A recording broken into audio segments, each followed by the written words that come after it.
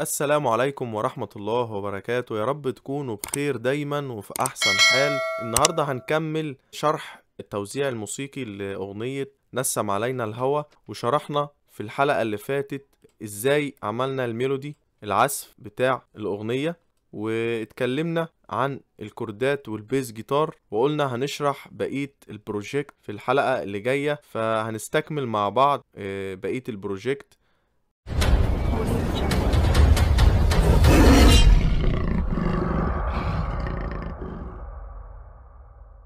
لا تنسوا الاعجاب بالفيديو والاشتراك في القناة تشجيعا لنا لنستمر بنشر المزيد ان شاء الله.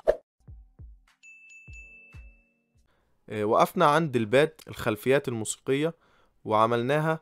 تقدر ان انت تعمل الخلفية الموسيقية مع الكوردات، نفس نوتة الكوردات او نفس نوتة العزف السولو. تمام، دي الخلفية الموسيقية.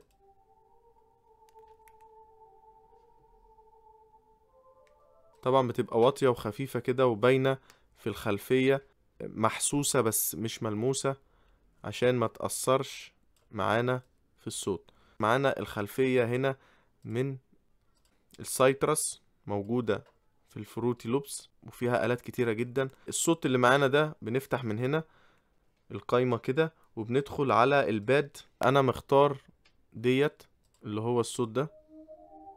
بعد كده ندخل على الأربيج اللي هو ده، برضو بيدي شكل جميل جدا للأغنية، وبيبقى في الخلفية بتاعة الأغنية مع الباد بيبقى صوته محسوس.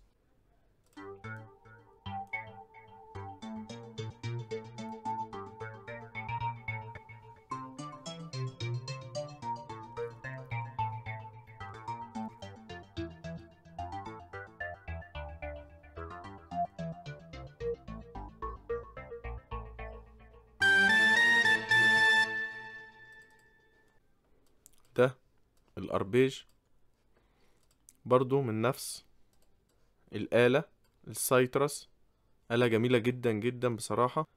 بتفتح من هنا من قائمة الأربيج اختصار ARB، وبتختار أي نوع من دول يناسبك. كل دي أشكال من الأربيج المتحرك، طبعا بيبقى موجود في الخلفية، لازم يكون واطي. أنا اخترت ده اللي احنا شغالين منه. ممكن تقلب من هنا كده.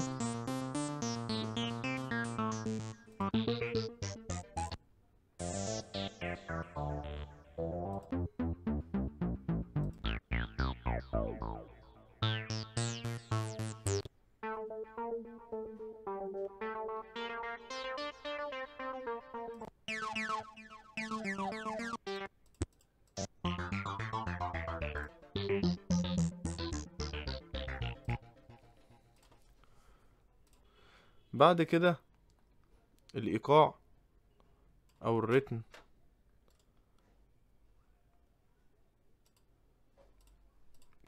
لو سمعنا كده حاجة حاجة.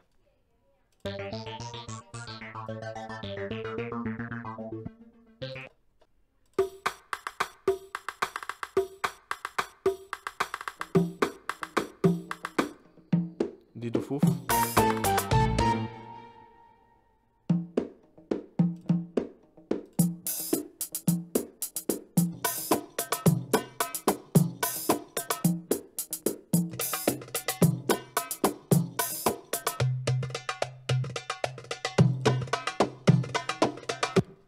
دي سحبة.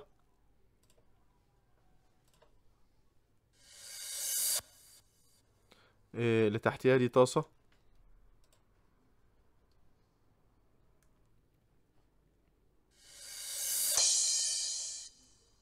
تمام.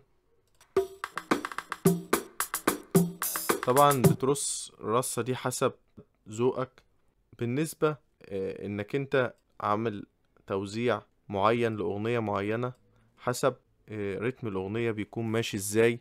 لو يناسبها إيقاع المقسوم فهتعمل إيقاع المقسوم بكل الفايريشن والتحويلات بتاعته. بتزود مع الإيقاع بلدي، إيقاع صعيدي، أي حاجة تكون من المقسوم، يعني تعديلات على المقسوم وتحلية وزخرفة فيه. فبتبقى معاك بالمنظر ده كده.